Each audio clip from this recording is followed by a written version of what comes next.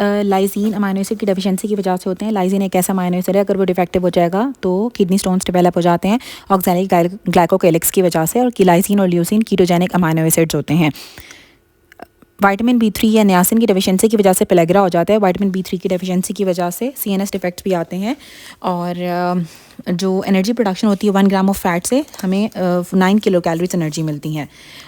1 gram of fat से 9 kilo calories energy मिलती है। कार्बोहाइड्रेट से प्रोटीन से हमें 4 किलो कैलोरीज एनर्जी मिलती है और अल्कोहल से 7 किलो कैलोरीज मिलती हैं। जो विटामिन B3 होता है ना, एक तो वो हार्ट नर्व डिसीज़ भी कराता है। विटामिन B3 की डेफिशिएंसी CNS डिफेक्ट्स भी कराती है। पेलेग्रा में डायरिया, डर्मेटाइटिस, डिमेंशिया भी कराती है। और विटामिन B3 हम हाइपरलिपिडेमियास के अंदर देते हैं और डिसलिपिडेमियास में विटामिन B3 हम देते हैं। और अगर विटामिन B3 की बहुत सीवियर डेफिशिएंसी होगी तो सीवियर कार्सिनॉइड सिंड्रोम या मैलिग्नेंट कार्सिनॉइड सिंड्रोम डेवलप हो जाता है। 272 में दिया हुआ है कि एक प्रेग्नेंट फीमेल थी, वो सिर्फ आयरन के सप्लीमेंट्स ले रही है, तो उसके अंदर डेफिशिएंसी हो जाएगी कैल्शियम की। और अगर कैल्शियम का ऑप्शन नहीं होगा तो फिर आपने फॉलिक एसिड की डेफिशिएंसी होगी, अगर प्रेग्नेंट फीमेल सिर्फ और सिर्फ आयरन के सप्लीमेंट्स लेगी। डार्क कलर यूरिन एल्कैप्टोनूरिया के अंदर आता है। एल्कैप्टोनूरिया के अंदर जब यूरिन का एक्सपोजर होता है एयर के साथ, तो जो नैपी होता है वो डार्क कलर का हो जाता है, या फिर जो न्यू बॉर्न बेबी होगा उसको डार्क कलर का यूरिन प्रोड्यूस होता है। एक्यूट पैंक्रेटाइटिस के अंदर विटामिन D की डेफिशिएंसी हो जाती है। एक्यूट पैंक्रेटाइटिस के अंदर विटामिन D की डेफिशिएंसी हो जाती है। थायमिन की डेफिशिएंसी की वजह से पायरुवेट कम बनता है और लैक्टिक एसिड की प्रोडक्शन ज़्यादा हो जाती है। विटामिन B1 थायमिन की डेफिशिएंसी होगी तो पायरुवेट ज़्यादा हो जाएगा, लैक्टिक एसिड कम हो जाते हैं। नियासिन विटामिन B3 की डेफिशिएंसी की वजह से CNS डिफेक्ट्स आते हैं। क्वालिटेटिव चेंज जो जीन एक्सप्रेशन के अंदर होता है उसे हम पॉइंट म्यूटेशन कहते हैं। और point mutation sickle cell anemia के अंदर हो रही थी, और sickle cell anemia sickle cell disease वाले पेशेंट्स के अंदर पॉइंट म्यूटेशन या फिर मिससेंस म्यूटेशंस होती हैं, जिसमें ग्लूटामिक एसिड के साथ की जगह वैलीन आ जाता है। आयरन जो होता है वो रेडली एब्जॉर्ब होता है फेरस फॉर्म के अंदर। आयरन जो होता है ना Fe2+ फॉर्म जो होती है, फेरस फॉर्म होती है, उसमें एब्जॉर्ब होता है। जो ट्यूमर सप्रेसर जीन होता है ना P53, वो सेल साइकिल को अरेस्ट कर देता है जब G1 से लेके S फेज़ में ट्रांजिशन हो रही होती है। जब ग्रोथ 1 फेज़ से जब S फेज़ के अंदर ट्रांजिशन हो रही होती है तो वहाँ पे P53 सेल साइकिल को अरेस्ट करता है। कार्बोहाइड्रेट मेटाबॉलिज्म के अंदर जो एंजाइम इन्वॉल्व होती है दैट इज़ लैक्टेज। लैक्टेज एक ऐसी एंजाइम है जो कि कार्बोहाइड्रेट्स का मेटाबॉलिज्म करती है। हेक्सोज अमीनीडेज A की डेफिशिएंसी की वजह से टे-सैक्स डिजीज़ हो जाती है। हार्ट हमारा 60% एनर्जी बेसल मेटाबॉलिज्म में जो हार्ट हमारा 60% एनर्जी फैट से लेता है। नॉरएपिनेफ्रिन की सिंथेसिस के लिए हम डोपामीन हाइड्रोक्सिलेज हमें चाहिए होती है, डोपामीन हाइड्रोक्सिलेज चाहिए होती है नॉरएपिनेफ्रिन की सिंथेसिस के लिए। ग्लूकोयूरोनिडेशन से जो ड्रग की सॉल्युबिलिटी ज़्यादा हो जाती है, और जब ड्रग की सॉल्युबिलिटी ज़्यादा होगी तो उसकी यूरिनरी एक्सक्रीशन भी ज़्यादा हो जाएगी। ग्लूकोयूरोनिडेशन से ड्रग्स की सॉल्युबिलिटी ज़्यादा हो जाती है और यूरिन एक्सक्रीशन भी ज़्यादा हो जाती है ग्लूकोयूरोनिडेशन से। स्पेक्ट्रोफोटोमीटर का जो लॉ होता है ना वो बियर्ड्स लैम्बर्ट्स लॉ होता है। अब एक 6 साल का बच्चा था, उसको एपैथी है, उसको एडीमा डेवलप हुआ हुआ है बॉडी के अंदर, पेरिफेरल एडीमा है, लिवर भी एनलार्ज हुआ हुआ है। एडीमा जो होता है ना वो क्वेश्चर कोर के अंदर होता है, जिसे हमने पहले भी पढ़ा था, डिफरेंशिएटिंग पॉइंट होता है। और लैब इन्वेस्टिगेशन के ऊपर हीमोग्लोबिन उसका कम है, TLC काउंट स्लाइटली रेज्ड है, प्लेटलेट्स भी तकरीबन ठीक हैं। जो सीरम एल्बुमिन के लेवल में 28 हैं, मतलब उसको हाइपोप्रोटीनीमिया भी हुआ है, प्रोटीन्स के लेवल्स भी कम है, सीरम एल्बुमिन भी कम है, साथ उसको एडीमा हुआ है, एपैथी है और लिवर भी एनलार्ज है। तो वो क्वेश्चर को प्रोटीन एनर्जी मैल न्यूट्रिशन जो होती है क्वेश्चर का सिनेरियो दिया हुआ है। कैटेकोलामीन्स की सिंथेसिस जो होती है वो टायरोसिन अमाइनो एसिड से होती है। टायरोसिन अमाइनो एसिड या फिर फिनाइल एलानिन जो होते हैं ये कैटेकोलामीन्स की एपिनेफ्रिन और एपिनेफ्रिन की सिंथेसिस करते हैं। अब एक वुमन थी, उसने बेबी को डिलीवर किया जिसको क्लेफ्ट पैलेट है और कंजेनिटल बर्थ डिफेक्ट्स हैं। तो वो ड्रग ले रही थी एक्नी के लिए, तो रेटिनोइक एसिड ड्रग होगी जो वो एक्नी के लिए ले रही थी, जिसकी वजह से न्यूबॉर्न बेबी को कंजेनिटल बर्थ डिफेक्ट्स हैं। Full source of thiamine wheat से आता है। 25 कोलिकैल्सिफेरोल कन्वर्जन किडनी के अंदर होती है। जो विटामिन D3 का जो 25 हाइड्रोक्सी विटामिन D जो 25 हाइड्रोक्सिलेज विटामिन D3 के अंदर कन्वर्ट होता है लिवर के अंदर, और जो 125 डाईहाइड्रोक्सी विटामिन D होता है उसके ऊपर 1 अल्फा हाइड्रोक्सिलेज एंजाइम एक्ट करती है किडनी के अंदर। किडनी के अंदर 1 अल्फा हाइड्रोक्सिलेज एंजाइम होती है जो कि 125 डाईहाइड्रोक्सी विटामिन D के अंदर कन्वर्ट कर देती है, और जो लिवर होता है उसके अंदर 25 हाइड्रोक्सिलेज एंजाइम होती है। लिवर के अंदर 25 हाइड्रोक्सिलेज होती है और किडनी के अंदर 1 अल्फा हाइड्रोक्सिलेज एंजाइम होती है। जो 1 अल्फा हाइड्रोक्सिलेज एंजाइम होती है वो 25 हाइड्रोक्सी विटामिन D3 को 125 डाईहाइड्रोक्सी विटामिन D3 के अंदर कन्वर्ट कर देती है, जिसको हम किडनी के अंदर। और जो 25 हाइड्रोक्सी विटामिन D होता है वो कन्वर्ट हो जाता है, विटामिन D3 कन्वर्ट हो जाता है 25 हाइड्रोक्सी विटामिन D के अंदर, ठीक है, by 25 hydroxylase in the liver. ठीक है, तो 25 कोलिकैल्सिफेरोल की जो कन्वर्जन होती है वो किडनी के अंदर होती है। और टोटल पैरेंटल न्यूट्रिशन हम लिवर डिजीज़ वाले पेशेंट्स के अंदर नहीं देते हैं। हम टोटल पैरेंटल न्यूट्रिशन को अनकंट्रोल्ड डायबिटीज़ मेलाइटिस वाले पेशेंट्स के अंदर नहीं देते हैं और डायबिटीज़ मेलाइटिस वाले पेशेंट्स के अंदर भी नहीं देंगे, क्योंकि जो टोटल पैरेंटल न्यूट्रिशन होती है ना वो हाइपरग्लाइसीमिया करती है। तो लिवर डिजीज़ वाले पेशेंट्स के अंदर या अनकंट्रोल्ड डायबिटीज़ मेलाइटिस या डायबिटीज़ मेलाइटिस वाले पेशेंट्स के अंदर हम टोटल पैरेंटल न्यूट्रिशन नहीं देंगे। एपोप्टोसिस का मैकेनिज्म जो ऑटोइम्यून डिजीज़ के अंदर होता है वो ये कि मॉलिक्यूल्स की मिमिक्री होती है। नेक्स्ट MCQ दिया हुआ है यहाँ पे कि G6PD की डेफिशिएंसी एसोसिएटेड होती है फैविज्म के साथ, ठीक है।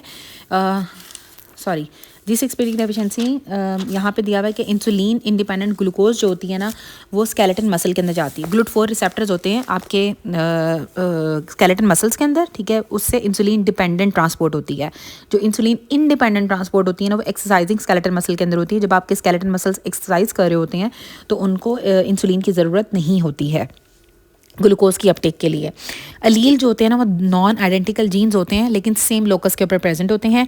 विटामिन डी जो होता है ना उसमें 25 हाइड्रोक्सिलेज एंजाइम होती है लिवर के अंदर और 1 अल्फा हाइड्रोक्सिलेज एंजाइम होती है किडनी के अंदर, ठीक है। 25 हाइड्रोक्सिलेज जो है वो लिवर के अंदर है और जो 125 हाइड्रोक्सिलेज एंजाइम है 1 अल्फा हाइड्रोक्सिलेज एंजाइम है वो होगी किडनी के अंदर। ब्लीडिंग जो हो रही है एम्ब्लाइकल स्टम्प से फर्स्ट वीक के अंदर, क्योंकि विटामिन के की डेफिशिएंसी है। विटामिन के की डेफिशिएंसी की वजह से फर्स्ट ट्राइमेस्टर के फर्स्ट वीक ऑफ बर्थ के अंदर जो है वो ब्लीडिंग होती है स्टम्प से। फिनाइल एलानिन जो होता है, फिनाइल एलानिन के अंदर हम जो है ना किन अमाइनो एसिड्स की डाइट हम रिस्ट्रिक्ट करते हैं, ठीक है। अगर आपको फिनाइल एलानिन आपको ज़्यादा हो रहा है तो फिर आपने एरोमेटिक अमाइनो एसिड जैसे कि टायरोसिन हो गया, फिनाइल एलानिन ट्रिप्टोफैन आपने नहीं देने अगर फिनाइल एलानिन ज़्यादा हो गया, ठीक है। फिनाइल एलानिन की रिस्ट्रिक्शन के अंदर आपने एरोमेटिक अमाइनो एसिड्स नहीं देने होते हैं और एरोमेटिक अमाइनो एसिड्स के अंदर टायरोसिन आता है, फिनाइल एलानिन आता है और ट्रिप्टोफैन आता है। एक बच्चा है डे टाइम में डिफ़िकल्टी उसको नज़र न आने में मुश्किल होती है डे टाइम में और उसके जो पिगमेंट है हेयर का, स्किन का वो लॉस हो गया तो कौन सी एंजाइम डेफिशिएंट होगी? टायरोसिनेज एंजाइम डेफिशिएंट होती है। टायरोसिनेज एंजाइम डेफिशिएंट होने की वजह से जो डे टाइम उसको डिफ़िकल्टी होगी देखने में, ठीक है, डे टाइम विजन में मसला होगा और उसका जो पिगमेंट है वो लॉस हो जाता है हेयर के अंदर, स्किन के अंदर। एंजाइम्स इंक्रीज़ कर देती है रेट ऑफ रिएक्शन को by decreasing the activation energy. Enzyme से जो है ना वो आपका किसी भी रिएक्शन का जो रेट होता है वो ज़्यादा हो जाता है क्योंकि वो एक्टिवेशन एनर्जी को कम कर देती हैं। टोटल पैरेंटल न्यूट्रिशन का जो साइड इफेक्ट होता है उसमें ये होता है कि उसमें हाइपरग्लाइसीमिया हो जाता है। इसलिए जो टोटल पैरेंटल न्यूट्रिशन होती है वो कॉन्ट्राइंडिकेटेड होती है अनकंट्रोल्ड डायबिटीज़ मेलाइटिस में, लिवर डिजीज़ के अंदर या फिर डायबिटीज़ मेलाइटिस में। एनर्जी का जो मेजर सोर्स है ब्रेन के लिए, ठीक है, इन कंपनसेटरी स्टेज के अंदर, ठीक है, ड्यूरिंग 24 आवर्स वो कीटोन बॉडीज़ होती हैं, ठीक है। अगर तो कंपनसेट स्टेज होगी ना तो उसके अंदर जो ब्रेन के लिए एनर्जी सोर्स होता है वो कीटोन बॉडीज़ होती हैं। कंपनसेटरी स्टेज के अंदर जो ब्रेन को एनर्जी देती हैं that are ketone bodies. Morphine metabolize होती है ग्लूकोयूरोनिडेशन से। हमने पहले भी पढ़ा था कि ड्रग्स होती हैं ग्लूकोयूरोनिडेशन से मेटाबलाइज हो जाती हैं जिसकी वजह से उनकी सॉल्युबिलिटी ज़्यादा होती है और साथ उनकी यूरिनरी एक्सक्रीशन भी ज़्यादा हो जाती है। और मॉर्फिन भी मेटाबलाइज होती है ग्लूकोयूरोनिडेशन से। अगर बर्न्ड यूरिन की स्मेल आ रही हो, अगर स्मेल आ रही हो बर्न्ड यूरिन वाली, तो इसका मतलब है कि मैपल सिरप यूरिन डिजीज़ है।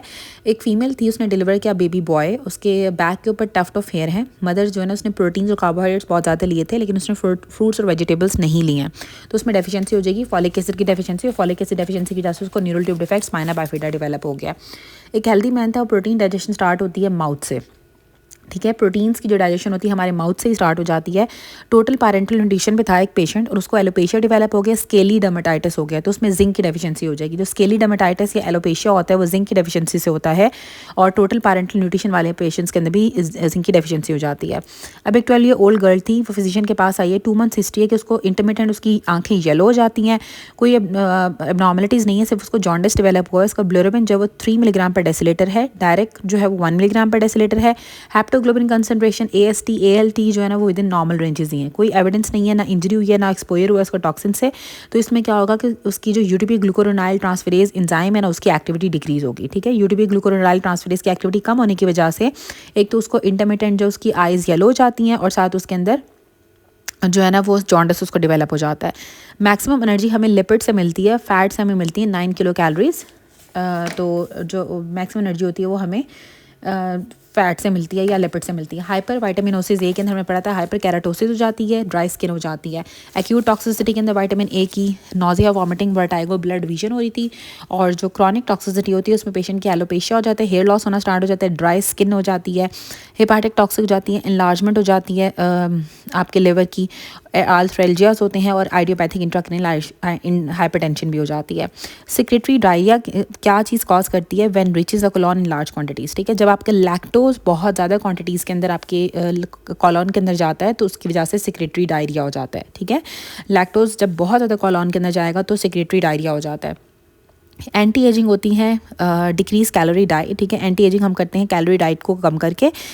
विटामिन ए का फंक्शन होता है कि वो आपके एपिथेलियल टिश्यू की इंटीग्रिटी को मेंटेन करता है, इसलिए ही मेटाप्लेजिया को प्रिवेंट करता है विटामिन ए। तो जो भी अगर आप विटामिन ए लोगे तो मेटाप्लेजिया नहीं होगा। विटामिन ए की डेफिशिएंसी की वजह से मेटाप्लेजिया होता है। जो मोस्ट कॉमन एलिमेंट होता है लिपिड्स के अंदर वो कार्बन होता है। विटामिन की डेफिशिएंसी क्रेटिन यूरिया कराती है। विटामिन ई टोकोफिरोल की डेफिशिएंसी की वजह से आपका क्रेटिन जो यूरिन के अंदर आना स्टार्ट हो जाता है। मदर मिल्क के अंदर विटामिन सी की डेफिशिएंसी होती है। और जो मोस्ट पोटेंट एंटीऑक्सीडेंट है वो विटामिन ई है। सबसे ज़्यादा पोटेंट जो होता है वो ग्लूटाथायोन होता है, ठीक है। और अगर वो नहीं दिया वो ऑप्शन में तो फिर आपने विटामिन ई को सिलेक्ट करना है। G6PD की डेफिशिएंसी एसोसिएटेड होती है फैबिज्म के साथ। वॉन जर्की डिजीज़ के अंदर ग्लूकोज 6 फॉस्फेटेज की डेफिशिएंसी होती है। G6P की डेफिशिएंसी हो जाती है वॉन जर्की डिजीज़ के अंदर। और वॉन जर्की डिजीज़ के अंदर हम कहते हैं कि वो जो है वो फ्रुक्टोज और ग्लैक्टोज वगैरह नहीं लेगा, फ्रुक्टोज नहीं लेगा, बल्कि ग्लूकोज वाले प्रोडक्ट्स ही लेगा, ठीक है। और क्योंकि ऑलरेडी जो होते हैं ना उसके अंदर ग्लूकोज के लेवल जो होते हैं वो हाइपोग्लाइसीमिया इनको हुआ होता है और हिपैटोमेगैली भी हुई होती है। और ये एक ग्लाइकोजन स्टोरेज डिजीज़ है। विटामिन ए जो रेटिना के अंदर होते हैं उसे रेटिनल कहते हैं। लाइपोफिलिक हार्मोन्स एक्ट करते हैं मैसेंजर आरएनए के थ्रू, ठीक है। जो लाइपोफिलिक हार्मोन्स हैं वो मैसेंजर आरएनए के थ्रू काम करते हैं। जो ट्रिपल एक्स सिंड्रोम वाले पेशेंट्स होते हैं वो ज़्यादा इंटेलिजेंट होते हैं, ठीक है। ट्रिपल एक्स सिंड्रोम वाले पेशेंट जो होते हैं वो ज़्यादा इंटेलिजेंट होते हैं। सेल अरेस्ट होता है diplotene stage of the prophase के अंदर, ठीक है। डिप्लोटीन स्टेज ऑफ प्रोफेज की होती है उसमें सेल अरेस्ट हो जाता है। कॉन्जेनिटल एरिथ्रोपोइटिक पोरफायरिया के अंदर यूरोपोरफायरिनोजिन 3 की डेफिशिएंसी होती है, ठीक है। डिफेक्ट होता है डेफिशिएंट होती है यूरोपोरफायरिनोजिन 3 एंजाइम है वो डिफेक्टिव होती है, ये डेफिशिएंट होती है कॉन्जेनिटल एरिथ्रोपोइटिक पोरफायरिया के अंदर। CEP के अंदर कॉन्जेनिटल एरिथ्रोपोइटिक पोरफायरिया के अंदर यूरोपोरफायरिनोजिन 3 डेफिशिएंट होती है। एंजाइम्स जो कि सेल की रिमॉडलिंग कराता है, ठीक है, सेल मॉडलिंग ऑफ टिश्यूज़ कराता है, दैट इज़ कोलेजनेज, ठीक है। अब जो रिमॉडलिंग ऑफ टिश्यूज़ होती है ना वो 3 एंजाइम से होती है, सबसे ज़्यादा मेटालोप्रोटीनेजिस से, फिर कोलेजनेजिस से, ठीक है, और फिर इलास्टेजिस से। MCE इसका निमोनिक है। मेटालोप्रोटीनेजिस सबसे ज़्यादा रिमॉडलिंग ऑफ टिश्यूज़ कराती हैं, फिर कोलेजनेजिस और फिर इलास्टेजिस। अब मेटालोप्रोटीनेजिस का ऑप्शन नहीं था तो हमने कोलेजनेज को सेलेक्ट किया जो कि रिमॉडलिंग करा रही है टिश्यूज़ की। अच्छा, उसके बाद आता है कि क्रोमोसोम की मैन्यूरिंग जो होती है ना does not occur in asexual reproduction के अंदर क्रोमोसोम्स की मैन्यूरिंग नहीं होती है। नियासिन की डेफिशिएंसी से पेलेग्रा हो जाता है, हार्ट नप डिजीज़ होती है, पेलेग्रा के अंदर डायरिया, डर्मेटाइटिस, इवन डेथ भी हो सकती है और कॉलर रैश डेवलप हो जाता है नेकलेस वाली जगह के ऊपर। नियासिन की डेफिशिएंसी से CNS डिफेक्ट्स भी आते हैं। कीनोडीऑक्सीकॉलिक एसिड डिक्रीज करता है टर्नओवर इन इलियल रिसेक्शन, ठीक है। कीनोडीऑक्सीकॉलिक एसिड का जो टर्नओवर डिक्रीज हो जाता है जब आपकी इलियल रिसेक्शन होती है। एक प्रेग्नेंट फीमेल थी, वो सप्लीमेंट्स नहीं ले रही है प्रेगनेंसी के दौरान, तो उसको फॉलिक एसिड की डेफिशिएंसी हो जाएगी। लीस्ट मिनरल्स जो हमें ट्यूबर्स के अंदर मिलते हैं। और अब आपने कुछ कार्बोहाइड्रेट बाउंड थे प्रोटीन्स के साथ, जब आपने उनको रिमूवल किया तो उसकी वजह से एग्रीगेशन और प्रेसिपिटेशन हो जाएगी। Removal of some of the carbohydrates bound to the serum proteins result in aggregation and precipitation. Negative charge होता है बेस मेम्ब्रेन का, वो हेपरिन सल्फेट की वजह से होता है। और उसके बाद आता है अमाउंट ऑफ प्रोटीन जो डाइट के अंदर में चाहिए होती है। 10 to 15% हमें प्रोटीन्स चाहिए होती हैं, 30% हमें जो है फैट्स चाहिए होते हैं और 50 to 60% जो होते हैं हमें कार्बोहाइड्रेट्स चाहिए होते हैं। उसके बाद आता है पोरफायरिन्स अटैच करते हैं एल्बुमिन के साथ, ठीक है। AP से याद रख लेना है कि जो पोरफायरिन्स होती हैं वो एल्बुमिन के साथ अटैच करती हैं, हमारी प्लाज्मा के अंदर एल्बुमिन होती है और उससे अटैच करती हैं। जो राइबोफ्लेविन होता है वो कंबाइन करता है फॉस्फेट के साथ और हमारे पास FAD बनाता है और FMN बनाते हैं। राइबोफ्लेविन कंबाइन करेगा फॉस्फेट के साथ और FAD बनाएगा और FMN बनाता है। प्रोजेस्टेरोन प्रिकर्सर होता है एल्डोस्टेरोन का भी, कॉर्टिसोल का भी और कॉर्टिकोस्टेरोन का भी। कॉर्टिसोल का, कॉर्टिकोस्टेरोन का और एल्डोस्टेरोन का, मिनरलोकॉर्टिकॉइड और ग्लूकोकॉर्टिकॉइड्स दोनों का प्रिकर्सर होता है प्रोजेस्टेरोन। पायरुवेट इंटरमीडिएट होता है ग्लूकोज और एसिटाइल कोएंजाइम के दरमियान में, क्योंकि ग्लाइकोलिसिस से पायरुवेट बनता है और उसके बाद क्रेब्स साइकिल स्टार्ट होता है एसिटाइल कोएंजाइम A से। तो पायरुवेट जो है ना वो इंटरमीडिएट होगा ग्लूकोज और एसिटाइल कोएंजाइम A का। एक मॉलिक्यूल ऑफ ग्लूकोज जो होता है वो 38 ATPs देता है। क्रोमोसोम जो इक्वेटोरियल प्लेट के ऊपर जाते हैं दैट इज इन मेटाफेज।